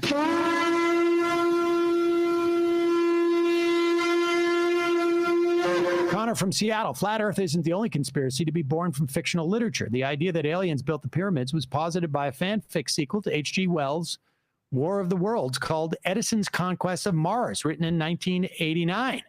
Concept of aliens building ancient structures was taken further in 1968. Chariots of the Gods, a pseudoscientific nonfiction likely on the bookshelves of Joe Rogan fans across the world. Lastly, even conspiracies like this that might seem harmless need to be cautioned because they often have origins of racism or white nationalism. Alien conspiracies are mostly associated with non-European societies because those that created them could not see these ancient non-Europeans as being advanced enough to create such sophisticated structures. That's all. Love the show. Oh, like the Mayan pyramids or something like that. Balsamic reduction. I think this is the very best video quality we've ever had from Digby. She looks great. Sam, looking like a dumpster fire as usual. JK, just keep up the great stuff. But left is best. Not my Pope. Sam, longtime listener, couple-time caller, first-time member. You should look into having Amanda Little on the program. She had a book from 2019 called The Fate of Food, which explores the effects of climate change on our food systems. The first chapter, all about apples. Shabbat Shalom. Check out Amanda Little. Will you just write that down for me? Thanks. Wayne Kerr. Thank goodness Biden is president, or I don't know if Kamala or CIA Pete would hold out against the press and Mike to not escalate more with Russia. J-Man Raps. Hey, Sam, it's amazing how devastating this pandemic has been, yet we still have anti-vax scumbags like Joe Rogan or Brett Weinstein spreading misinformation. We can never let them or others forget about the harm they cause society. Nicole from Buffalo. As a young person coming of age during this pandemic and losing family members to it, I feel like my generation is going to be dealing with the emotional and societal fallout of COVID for the rest of our lives. It's going to permeate the collective consciousness for a long time. I think you're right about that. Just wonder how much it'll be articulated. Have you read my email? The mask mandate has been lifted here in the Netherlands for about a month, and I am one of the very, very, very few still wearing one. It's actual insanity. We had a holiday week, for example, and people went on skiing holidays, and the numbers are exploding again. There are moments when I think I'm the one that's crazy. I'm waiting for the day someone files a complaint against me for wearing a mask. It pisses me off. I can understand that. I mean, I still wear masks. In this building, there's no mandate anymore. Some of the people who work here wear masks. Some people don't. No, I'm not talking about in the studio. I'm talking about in the building. I come through in masks, and it's getting to that point where you're like, oh, wait a second. I'm the guy wearing the mask. But guess what? Who cares? I remember how weird it was to see people wearing masks back prior to the, like, I mean, you see someone on the train, like, why are they wearing the mask? Oh, yes. Back when SARS, I lived in San Francisco, I'd see it all the time, and you just be like, wow, does that work? Or, I didn't even, you didn't even think about it. No. All right, 5 more of these. Socialist Bear. Oh, no, you already read that one. Carl Sagan. Sorry you were saving this. I guess you were saving for Friday. And Troma. Got to disagree with those saying this guy is delusional. I'd bet anything he has a BA in acting, says Entroma. Sam, soft-collared shtick. With the invasion of Ukraine, the response from Trump and certain Republicans in government media, I feel like those were warning of Trump-Russia connection are vindicated. Could you have a guest on to tie this up? Sarah Kendazor from Gaslit Nation podcast or Seth Abramson? Not sure if you know of them. I'm familiar with Kendazor. Butter Snatch. What was up with that grade A okay. How many times are you going to ask that same question? What a hunk Alex Salmon is. Jones, the space cat. So wait, have the windmills been destroying the drones? Interesting theory. Could have asked him that. Eddie Munster, would be nice to know an hour ago that you decided to go live at 2:19. Yeah, well, I know. We did. I tweeted it out. I don't know what to tell you. Your favorite employer. If birds aren't real, how come you can explain where babies come from? Bob from Dedham. Continuing on the conspiracy thing, Laura Ingraham, conservatives' idea that saying gay will make kids gay. Isn't that the half step from Alex Jones' theory that the U.S. government is turning frogs gay? Sam, Tweeter, etc. was great, and also the name of the Great Woods in Mansfield for a bit. But did you ever go to Cambridge Soundworks? Yeah, I knew that place, but whatever. AOD, the bird's not real guy, is much more enjoyable than Hinkle. Fair enough. Affluence, wretchedness. We've got to fight against this don't say gay shit and then fight for genuinely comprehensive, inclusive, age-appropriate sex ed. I had by far the best sex ed of anyone I know, all-girls school, in terms of the breadth and accuracy of information. That curriculum still didn't acknowledge the existence of queer women beyond a screening of If These Walls Could Talk Too. Pleasure barely got a mention. Kids and teens deserve better, especially queer kids who have to seek out accurate info on their own because of their sexual well-being matters less than Laura Ingraham's feelings. Indeed. Totally agree with all of that. All right, 2 more. Prairie Fire, Kowalski, Howdy Sam, and MR Crew. It seems concerning that the right-wing media in the United States still trying to rehabilitate the image of Putin. International right-wing solidarity is disturbingly strong. Also, just because the talking point has been making the rounds again, somehow Ukraine's sovereignty isn't real because it's a fake country. To that, I would just like to say all countries are fake. We made them up. So if Russia decides it was illegal for the czars to have sold Alaska, are we just supposed to abandon it? This line of thinking is very dangerous. Left is best. And the final IM of the week.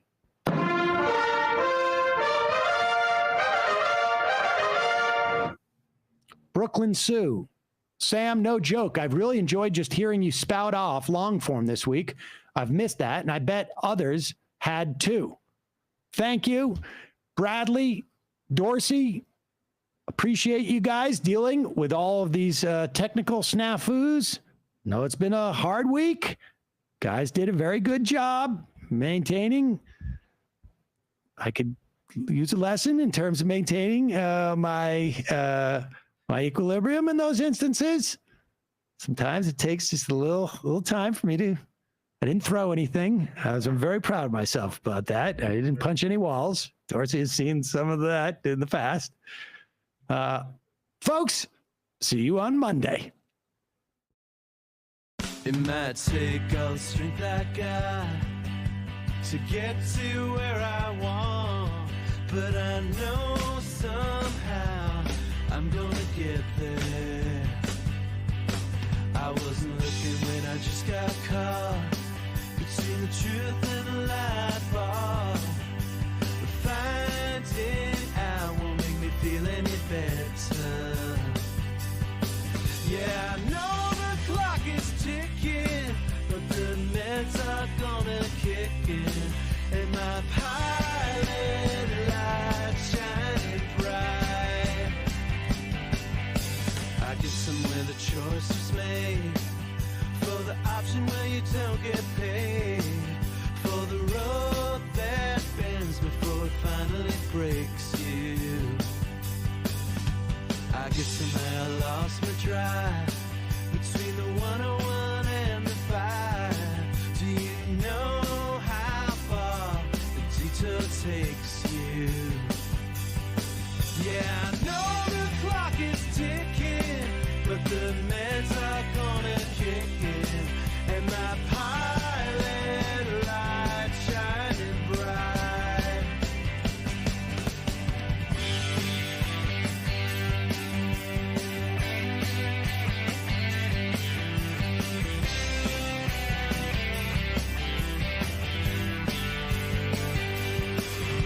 The months drifted into years while I shifted